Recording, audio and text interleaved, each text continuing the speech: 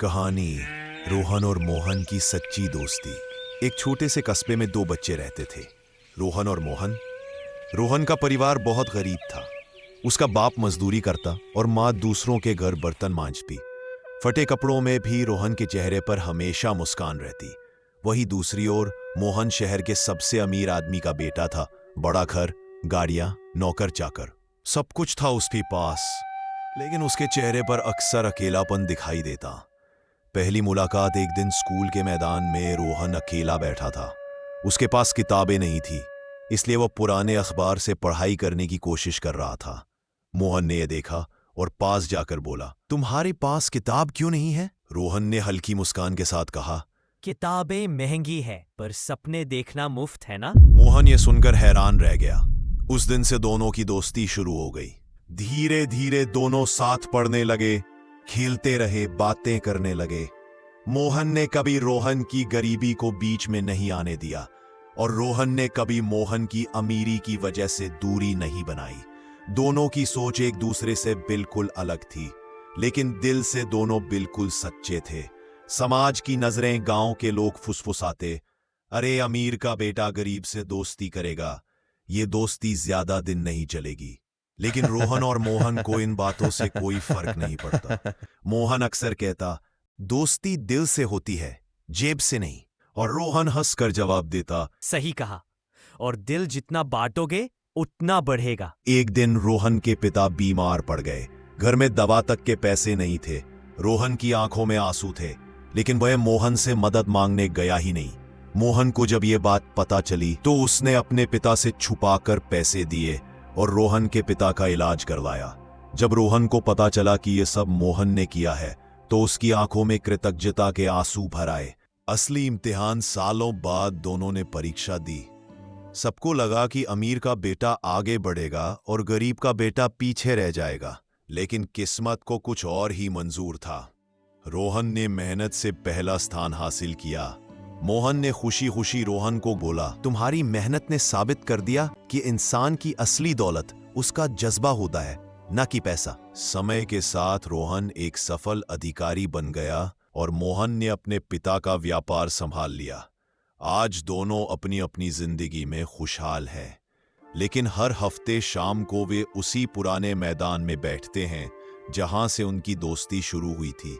मोहन कहता, तुम्हारे बिना शायद मेरी जिंदगी अधूरी होती, और रोहन मुस्कुराकर जवाब देता, दोस्त वो नहीं जो मुश्किल में साथ दे, दोस्त वो है जो तुम्हारे सपनों में यकीन रखे। रोहन और मोहन की कहानी यही सिखाती है कि गरीबी अमीरी से बड़ी होती है दोस्ती, और असली दौलत वही है जो दिलों में बसती है। गंगा किनारे एक छोटे से गांव में एक किसान रघुवीर अपने परिवार के साथ रहता था। उसकी पत्नी का कई साल पहले बीमारी से देहांत हो चुका था और अब वह अपने दो बेटों राम और श्याम के साथ अपने खेतों में मेहनत करता था। रघुवीर ईमानदार, मेहनती और स्वाभिमानी इंसान था, जिसने हमेशा अपने बेटों को सिखाया था कि मेहनत और ईमानदारी ही इंसान की सबसे बड़ी पूंजी होती है। लेकिन दोनों बेटों की सोच में जमीन आसमान का फर्क था। बड़ा बेटा राम अपने पिता की तरह मेहनती और ईमानदार था, जबकि छोटा बेटा श्याम आलसी और स्वार्थी था। राम खेतों में पिता के साथ दिन रात मेहनत करता, लेकिन श्याम को ये सब बेकार लगता। वह अपने दोस्तों के साथ इधर उधर घूमता, बिना मेहनत के ही बड़ा आदमी बनने के सपने देखता। जब रघुवीर उसे खेतों में मदद करने को कहता तो वह गुस्से में आकर पिता को बुरा भला कहने लगता। बूढ़े आदमी, तुम हमेशा हमें खेतों में काम करने के लिए कहते हो, मैं कोई मजदूर नहीं हूँ। भैया, खेतों की देखभाल करना हमारी जिम्मेदारी है। पिताजी के बिना हमारा कोई सहारा नहीं। लेकिन श्याम को यह सब सुनना पसंद नहीं था। किस्सा में बीतता गया और रघुवीर बूढ़ा होता गया। खेतों की देखभाल करना अब उसके लिए मुश्किल हो रहा था, लेकिन राम ने पूरी जिम्मेदारी उठा ली थी। वह सुबह जल्दी उठता, खेत जोतता, बीज बोता और फसल की देखभाल करता। वहीं श्याम अपने दोस्तों के साथ जुए और शराब में डूब चुका था। जब भी वह घर आता तो पिता को अपशब्द कहता, तुमने हमारी जिंदगी बर्बाद कर दी। अगर मेरे पास पैसे होते तो मैं शहर जाकर ऐश करता। रघुवीर का दिल बेटे के इन शब्दों से टूट जाता। पिताजी, चिंता मत करो, मैं सब संभाल लूंगा। धीरे धीरे श्याम का व्यवहार और खराब होता गया। एक दिन उसने गुस्से में आकर अपने पिता से कहा, तुम अपने खेत मुझे दे दो, नहीं तो मैं तुम्हें घर से निकाल दूंगा। भैया, पिताजी ने इन खेतों को अपनी मेहनत से सींचा है, यह उनकी जिंदगी की कमाई है। लेकिन श्याम को इसकी परवाह नहीं थी।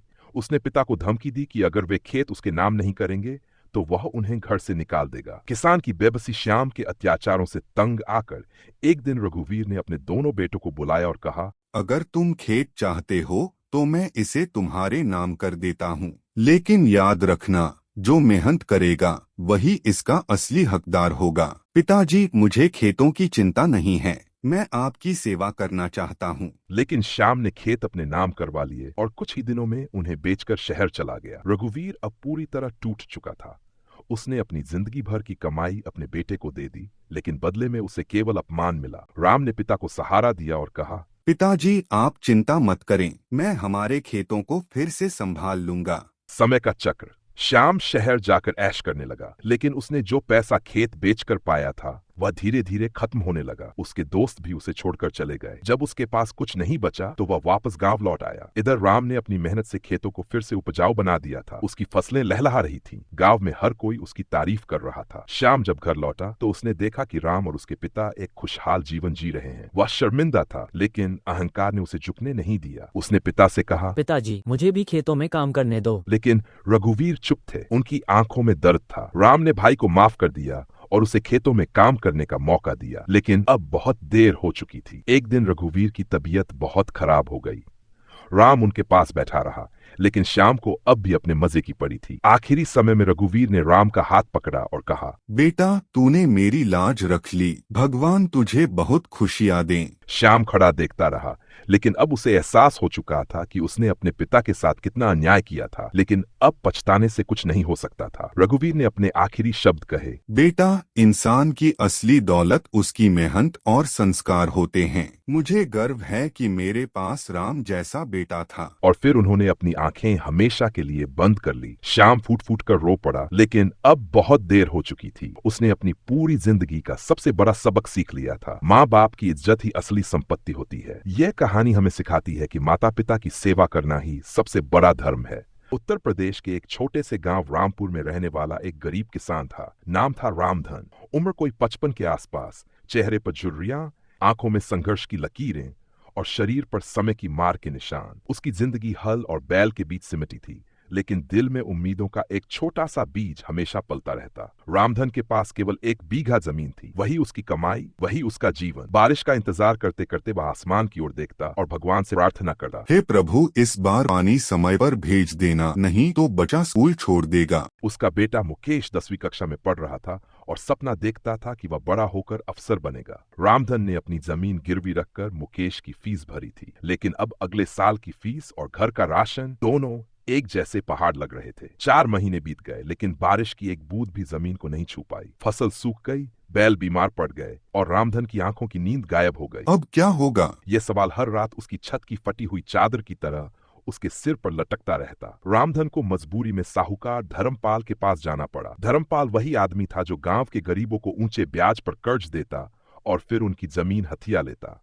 धर्मपाल जी, 5,000 दे दीजिए, बच्चा स्कूल छोड़ देगा नहीं तो। रामधन ने गिड़गिड़ाते हुए कहा। धर्मपाल ने पान चबाते हुए कहा, ठीक है, लेकिन जमीन के कागज रखने होंगे मेरे पास। ब्याज मासिक लगेगा, समझे? रामधन ने भारी दिल से हामी भर दी।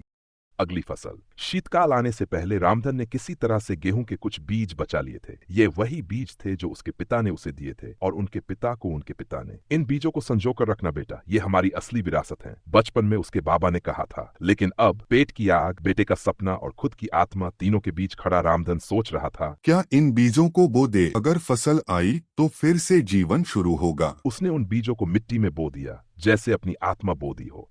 हर बीज के साथ वह कहता, मुकेश के भविष्य के लिए फल देना। अंधेरा और उम्मीद की किरण। फसल बोने के कुछ दिन बाद आसमान में बादल छाने लगे। गांव में हलचल बढ़ी, बच्चे गीली मिट्टी में कूदने लगे और फिर एक दिन तेज बारिश आई, इतनी जोरदार कि जमीन की प्यास बुझ गई। रामधन ने आसमान की ओर देखा और आंखों से आंसू बहने लगे। भगवान, तू सुनता है ऊपर से। उसने हर सुबह खेत जाकर पौधों से बात करना शुरू किया। हर अंकुर उसे मुकेश के सपनों की तरह नजर आने लगा।